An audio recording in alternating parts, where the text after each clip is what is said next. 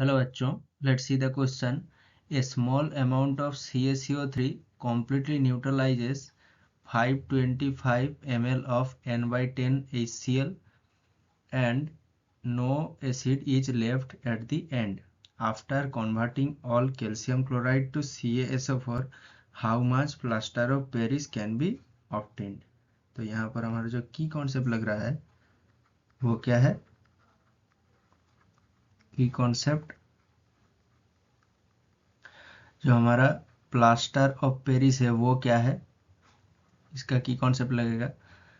Plaster of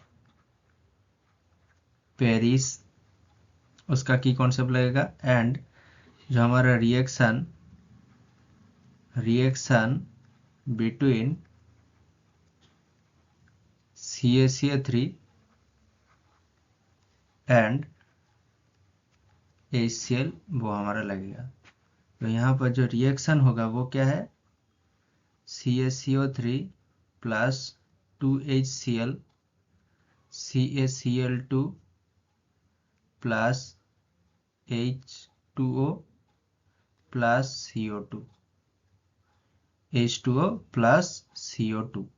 तो यहाँ पर जो हमारा क्वेश्चन में दिया गया है 525 ml ऑफ 0.1 नॉर्मल HCl, इसका मतलब यदि ये इक्वल टू कितना होगा? ये इक्वल टू है हमारा 525 इंटू 0.1, ये है हमारा मिली इक्विवेलेंट. क्यों मिली इक्विवेलेंट? मिली इक्विवेलेंट क्योंकि जो हमारा नॉर्मलिटी का कॉन्सेप्ट है, नॉर्मलिटी n मतलब नंबर ऑफ ग्राम इक्विवेलेंट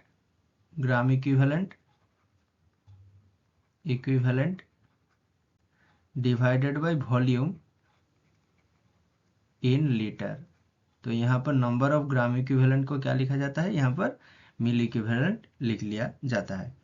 तो इस तरीके से जो हमारा 525 ml है ये मिलीलीटर में है एंड जो नॉर्मलिटी है वो 0.1 नॉर्मल है, इसलिए ये मिली इक्विवेलेंट में आ गया. तो इस तरीके से जो हमारा ये मिली इक्विवेलेंट, इस तरीके से हम क्या लिख सकते हैं? जो कि यहाँ पर रिएक्शन होता है उसमें equivalent of CaCO3 equal to क्या होता है? इक्विवेलेंट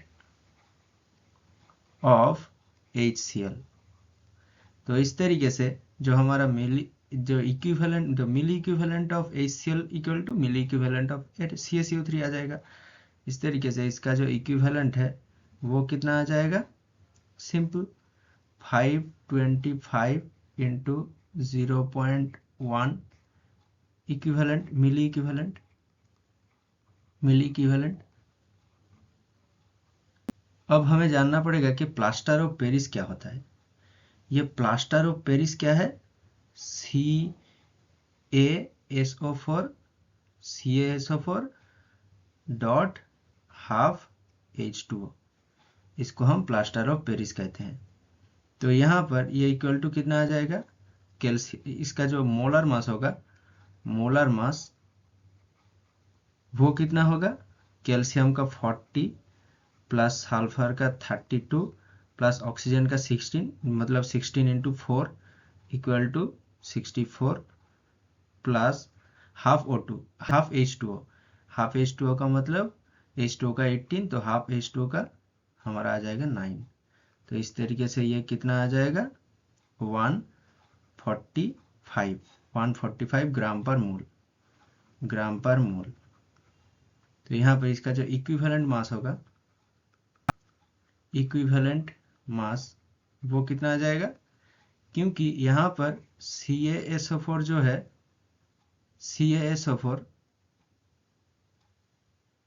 CaSO4 जो है वो डिसोसिएट करके क्या देता है? CaSO4 डिसोसिएट करके Cu2 प्लस प्लस SO4 होता है, SO4 2 माइनस। तो यहाँ पर वैलेंसी कितना है, valency equal to 2, valency equal to 2 होगा,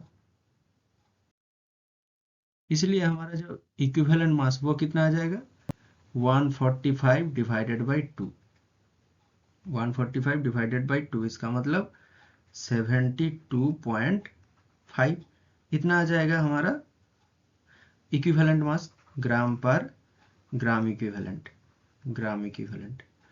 अब जो हम कन्वर्ट कर रहे हैं CaCO3 से, CaCO3 से हम जब यहाँ पर CaCO3 से नहीं, कैल्शियम क्लोराइड से, कैल्शियम क्लोराइड से जब CaSO4 dot half H2O convert हो रहा है, तब उसका सिंपली हम इसको भी क्या लिख सकते हैं, जो equivalent of CaCl2 equal to equivalent of CaSO4 dot half H2O। अब ये CaCl2 भी जब डिसोसिएट करता है, इसका वैलेंसी कितना होता है, वैलेंसी इक्वल टू 2 होता है। अब यहाँ पर भी CaSO4 का वैलेंसी 2 है। अब एक CaCO3 से पहले हम देख चुके हैं कि एक CaCl2 देता है, तो यहाँ पर सिंपली इक्विवेलेंट जो number of equivalent milli equivalent में आ गया था, वही हमारा होगा इस CuSO4 के लिए, CuSO4 हाफ H2O के लिए सिंपली उतना ही मिली इक्विवेलेंट होगा। तो ये कितना है 525 इंटू 0.1 मिली इक्विवेलेंट। तो इस तरीके से इसको हम क्या लिख सकते हैं, जो इतना मिली इक्विवेलेंट इक्वल टू कितना होगा 525 इंटू 0.1 इंटू इसका इसका इक्विवेलेंट मास कितना है 72.5, ये है हमारा मिली इक्विवेलेंट में। तो इसके साथ अगर 10⁻³ मल्टीप्लाई कर दिया जाए तो ये आ जाएगा हमारा ग्राम में, वो पहले आ रहा था मिलीग्राम में, अब ये आ जाएगा ग्राम में, क्योंकि मिली को हम हटा के 10⁻³ मल्टीप्लाई करते हैं, क्योंकि पहले मिलीग्राम में आ रहा था, मिलीग्राम इक्वल टू 10⁻³ ग्राम। तो ये यहाँ से ये कितना आ जाएगा, दिस इक्वल टू 3.806 ग्राम आ जाएगा।